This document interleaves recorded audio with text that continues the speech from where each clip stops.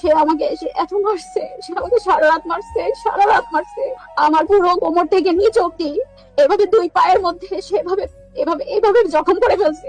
সে আমাকে এই জখম করছে এই লেভেলে, লাথি দিয়ে দিয়ে, পা দিয়ে লাথি দিয়ে দিয়ে, যে আমাকে ফুটবলের মতো লাথি দিতে দিতে বেড়ে উঠাইছে, নামাইছে, মারতেই আছে, মারতেই আছে।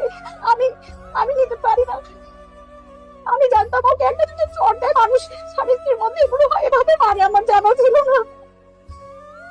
আমাকে এভাবে মারতেই আছে। তারপরে সে এক পর্যায়ে বের হয় বডি আনছে।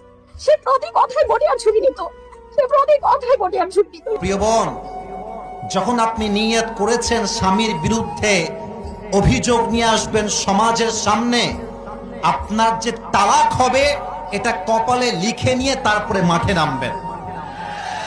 আমরা পুরুষ জাতি বড্ড সেনসিটিভ, আমরা সব সহ্য করব, কিন্তু আমার চরিত্রে কেউ আঘাত দিবে, আমাকে কেউ কলঙ্কিত করবে, তার সঙ্গে আমি আজীবন সংসার করব, এটা কষ্টিন কালো সম্ভব হতে পারে না।